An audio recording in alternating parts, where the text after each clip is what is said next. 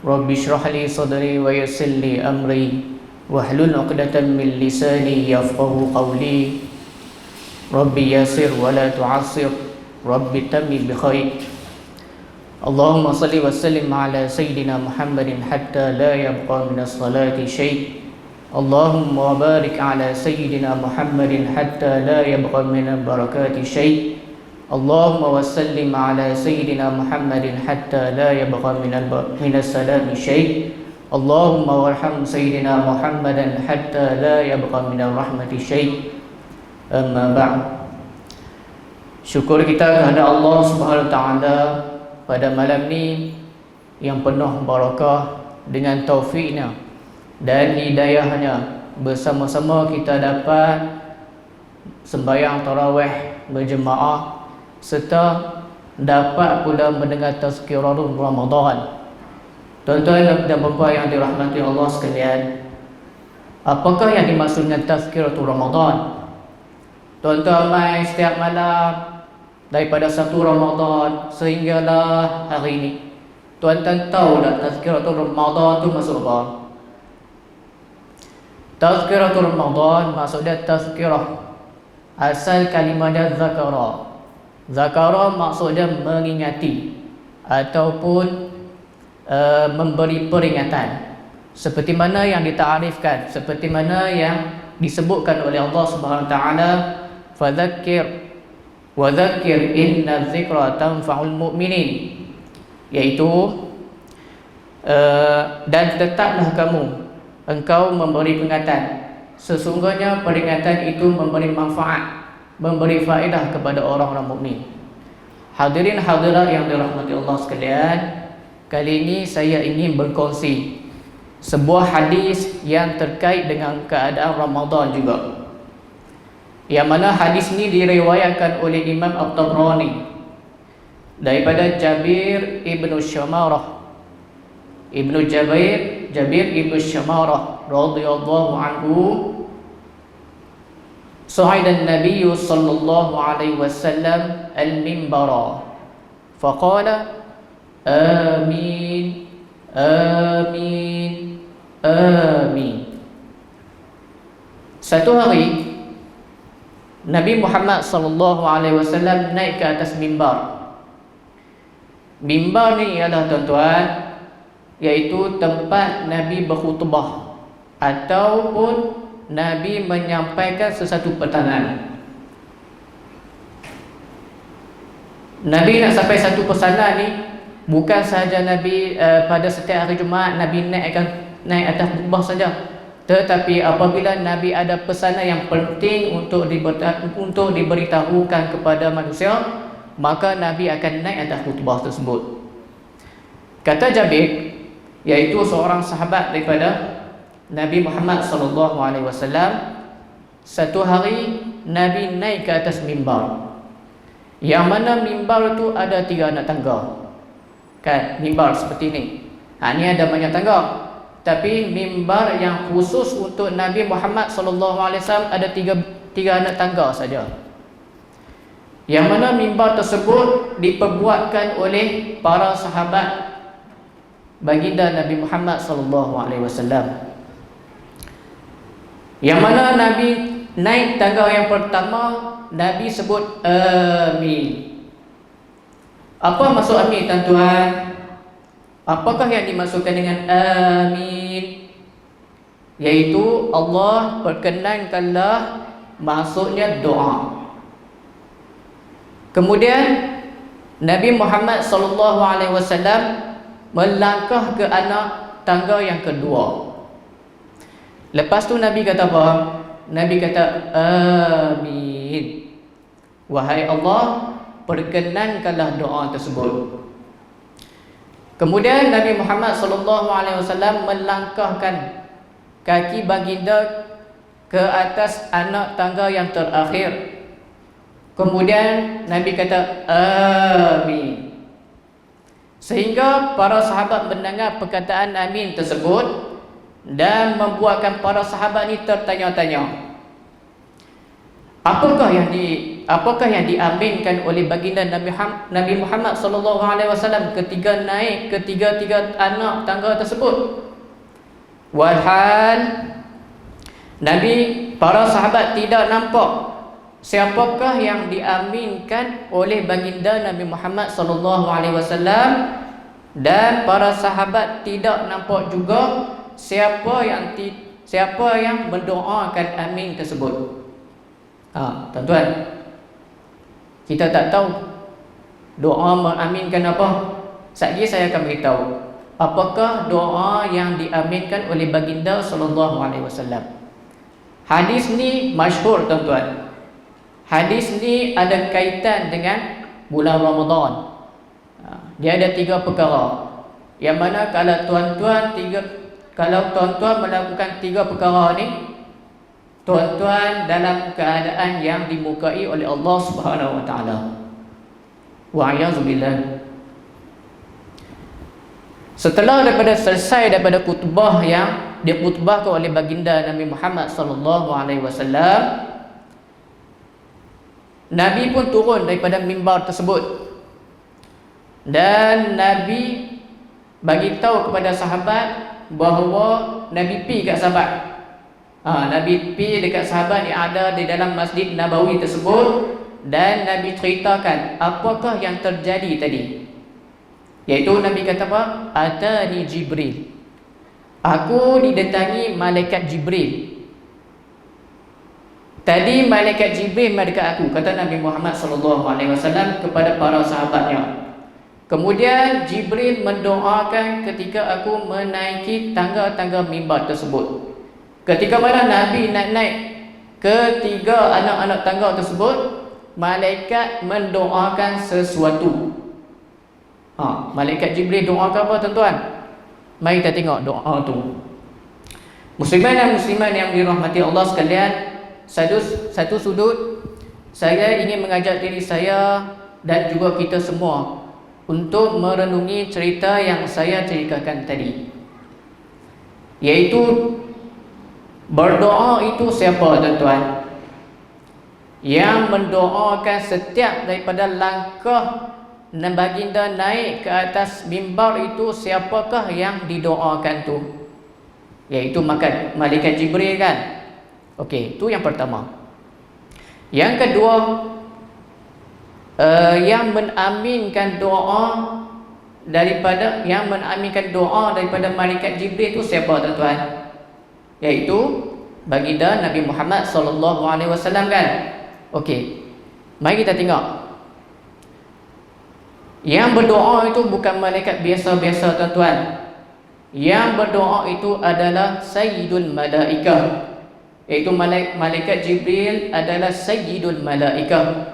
Apakah yang dimaksudkan dengan Sayyidul Malaikah? Iaitu penghulu ataupun presiden di setiap malaikat, iaitu malaikat Jibril alaihi salam. Sudah yang berdoa itu malaikat Jibril alaihi salam. Yang mengaminkan doa malaikat Jibril itu siapa dia pula, tuan-tuan?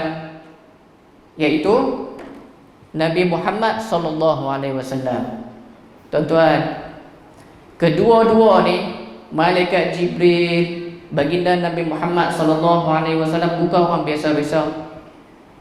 Lepa orang ni kekasih Allah Subhanahu wa taala yang mempunyai kedudukan yang tertinggi di sisi Allah Subhanahu wa taala. Bayangkan betapa doa ini diangkat dan juga dimakbulkan oleh Allah Subhanahu wa taala. Maka jadi apa, tuan-tuan? Mari kita tengok hadis ini menerangkan tentang apa. Yang pertama iaitu, tuan-tuan, apabila Nabi Muhammad sallallahu alaihi wasallam naik ketika mana hendak melangkah kaki ke anak tangga yang pertama, malaikat Jibril, ya Muhammad, wahai Muhammad, man adraka ahad walidai, man adraka ahad walidai. Iaitu maksud dia apa, tuan-tuan? Maksud dia sesiapa yang Allah beri kesempatan untuk dia hidup bersama dengan salah seorang daripada ibu dan ayahnya, ketika ibu dan ayahnya dalam keadaan tua, akan tetapi dia mati dalam keadaan yang tidak diampunkan dosanya, maka dia dimasukkan oleh Allah Subhanahu wa taala ke dalam api neraka dan dijauhkan ia daripada rahmat Allah Subhanahu wa taala. Baik, ini perkara pertama yang perlu tuan-tuan dan puan-puan untuk hindari. Yang pertama, malaikat Jibril mendoakan man adraka walidai, man adraka ahad walidai. Itu maksud dia apa? Sesiapa yang melakukan, sesiapa yang tidak berkhidmat kepada kedua ibu bapanya, maka dia termasuk di dalam golongan yang tidak mendapat rahmat daripada Allah Subhanahu Wa Taala, dan juga akan apabila dia mati nanti akan dimasukkan ke dalam neraka Allah. Wa'iyadzubillah. Tuan-tuan, kalau tuan-tuan ada lagi sekarang ni ibu dan ayah tuan-tuan, berkhidmatlah kepada mereka. Berkhidmat. Saya mohon sangat, berkhidmatlah kepada mereka. Kalau tak ada dah, berdoalah kepada mereka. Kalau masih ada, tuan-tuan muhasabah diri. Balik lagi tengah mayang tahajud, bangkit tahajud, cek balik diri kita. Adakah kita selama ini berkhidmat kepada kedua ibu bapa kita? Kita balik kampung tak? Cuti-cuti kita balik kampung tak? Kita beli dah keperluan yang diperlukan oleh kedua ibu bapa kita? Kita tanya dah khabar mereka setiap hari macam mana, makan macam mana di kampung. Tuan-tuan, itu tanggungjawab kita sebagai anak-anak, tuan-tuan. Kalau tuan-tuan tak buat semenikian, saya takut tuan-tuan termasuk dalam golongan yang pertama yang dimurkai oleh Allah Subhanahu Wa Taala. Nah, tuan-tuan cek balik, muhasabah diri. Kita tengok diri kita. Saya tak kata pada diri saya kata kepada semua orang, termasuk saya sendiri. Sebab tu adanya tazkiratul Ramadan, iaitu memberi peringatan untuk kita sedar apa yang kita buat sekarang ni. Baik. Ketika mana bila Jibril doa macam tu, man adraka ahad walidai, maka Jibril bagi tahu kepada baginda Nabi Muhammad sallallahu alaihi wasallam, qul amin. Wahai Muhammad, sebutlah amin, iaitu Allah kabulkan doa malaikat Jibril tersebut. Tuan-tuan, selepas saja Allah panjangkan umur mana-mana anak untuk dia sempat bersama salah seorang daripada ibu dan ayahnya, yang mana ibu dan ayahnya itu dalam keadaan tua, tetapi di kesempatan itu tidak membuatkan dia masuk syurga, maka dia adalah anak yang dimurkai oleh Allah Subhanahu Wa Taala. Subhanallah. Itu perkara pertama, tuan-tuan, untuk kita beri perhatian. Yang kedua, iaitu perkara doa yang kedua yang didoakan oleh malaikat Jibril, iaitu ya Muhammad, wahai Muhammad, di perkara yang kedua. Man adraka syahrul Ramadan famata falam yughfar lah fa adqala an-nar fa ab'adullah. Maksud apa, tuan-tuan? Hak ni ada kaitan dengan Ramadan. Wahai Muhammad, mana-mana di kalangan umat kamu yang Allah bagi kesempatan untuk berada di bulan Ramadan, Allah panjangkan umur dia untuk sempat duduk dalam bulan Ramadan, tetapi keberadaan dan kesempatan dia untuk berada di bulan Ramadan tidak mengampunkan dosa dia, tidak dikurangkan oleh Allah akan dosa dia, maka dia akan dimasukkan oleh Allah Subhanahu Wa Taala ke dalam api neraka. Wahai Muhammad, sebut amin. Faqultu, aku pun berkata amin. Wahai Allah, makbulkan doa malaikat Jibril. Subhanallah. Tuan-tuan yang dirahmati Allah Subhanahu Wa Taala, ini perkara yang kedua untuk kita mengambil peringatan yang keras, iaitu peringatan keras bagi saya dan juga pada semua yang hadir pada malam ini, dan juga kepada semua umat Nabi Muhammad sallallahu alaihi wasallam, yang mendengar nasihat ini, sama-samalah kita menjaga diri kita di dalam bulan Ramadan ini.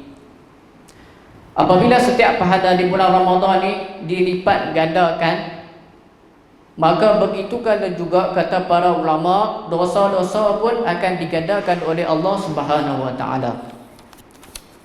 Sebab itu tuan-tuan, setiap orang kalau kita tengok, alhamdulillah, solat berjemaah di masjid bulan Ramadan, waktu apa pun insya-Allah di masjid, solat maghrib, solat zuhur, solat maghrib, solat isya, solat subuh, solat sunnatul tarawih, semuanya mai pakat belakang. Tak kira sama ada muda ataupun tua. Kenapa tuan-tuan?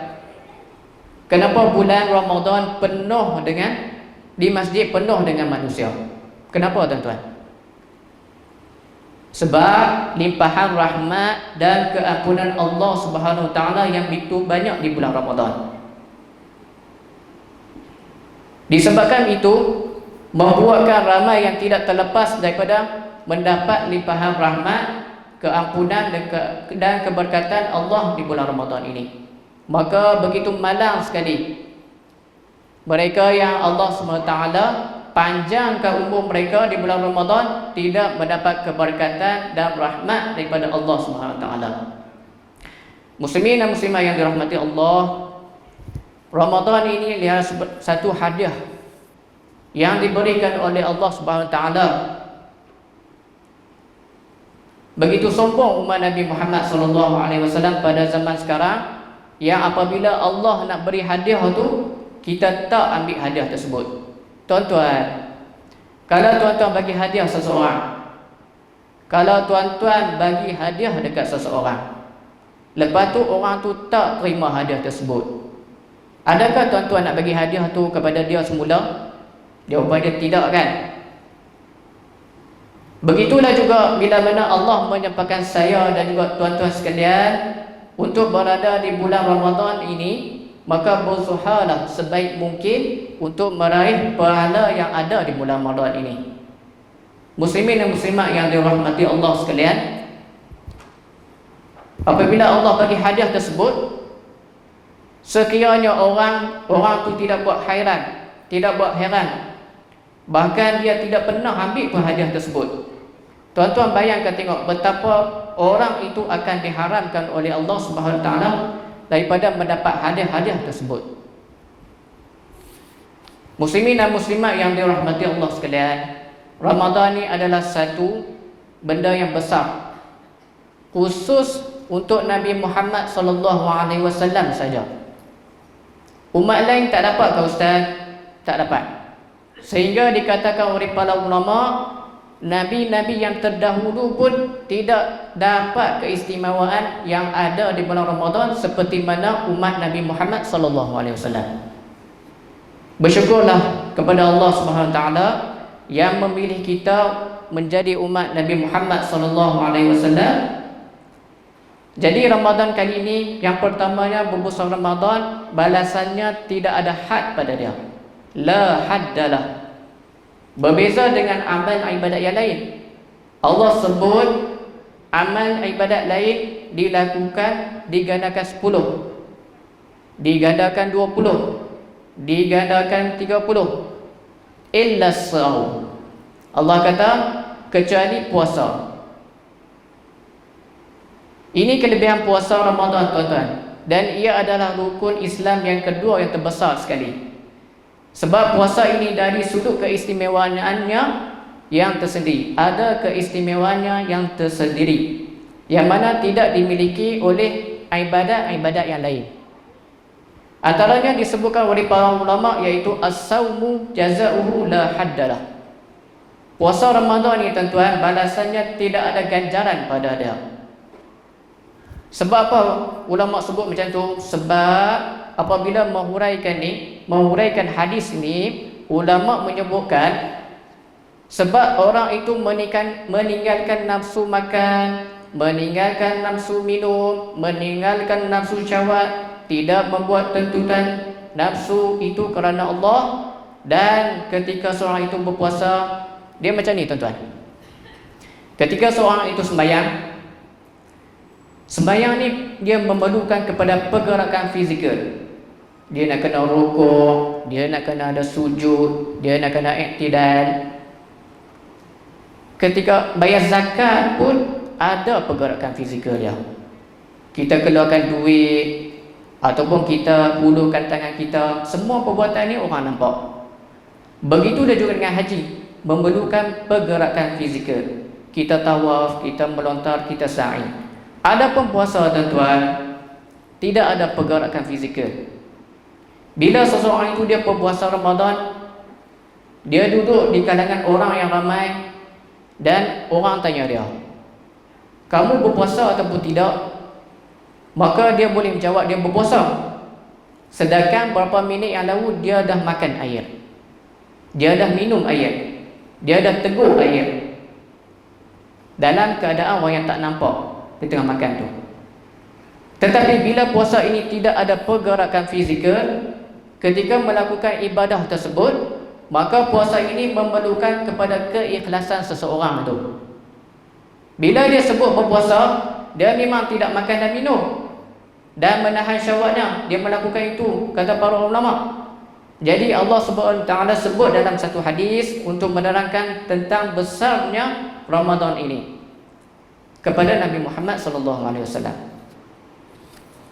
Kata Nabi Muhammad sallallahu alaihi wasallam, "Idza dakhala Ramadan futihat abwabul jannah wa ghuliqat abwabun nar."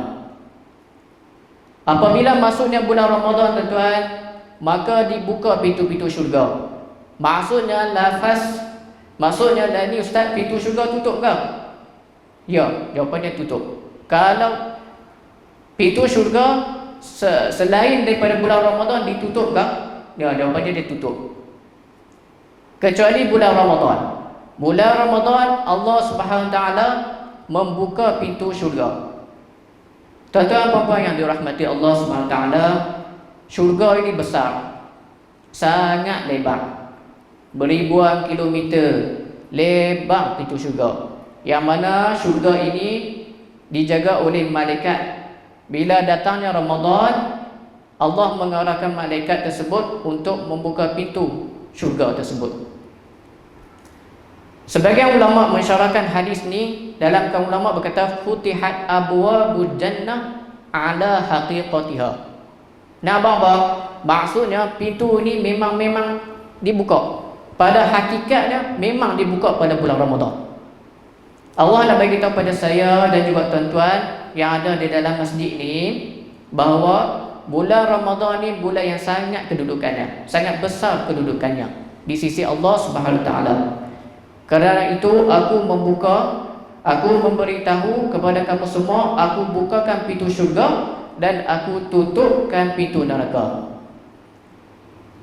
Pintu syurga tuan-tuan ada 8. Pintu syurga, setiap pintu syurga ada nama dia.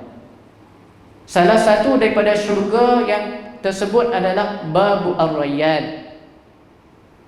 Nama pintu syurga tersebut adalah Ar-Rayyan, yang mana pintu yang khas untuk orang yang tinggi puasa mereka. Ar-Rayyan ni memang Allah ada khusus dah untuk mereka berpuasa Ramadan.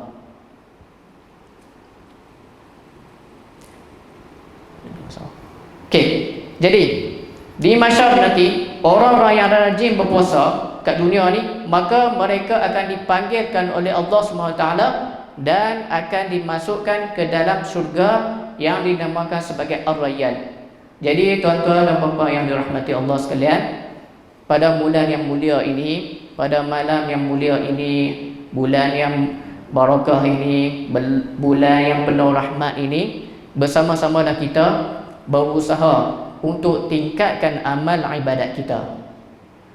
Tuan-tuan, balik lagi sebelum bangkit sahur, sebelum sembahyang subuh, sembahyang dulu sunat tahajud, sembahyang tuan-tuan. Dan saya ingatkan tuan-tuan untuk muhasabah diri. Adakah hari ini kita melakukan sedekah banyak? Adakah kita hari ini solat dalam keadaan banyak? Adakah hari ini kita buat baik banyak? Adakah hari ini kita terus melakukan maksiat? Tuan-tuan muhasabah diri. Saya dan juga tuan-tuan, saya hanya mampu untuk memberi peringatan saja pada tuan-tuan. Jadi setakat itu saja tazkirah saya untuk malam ini.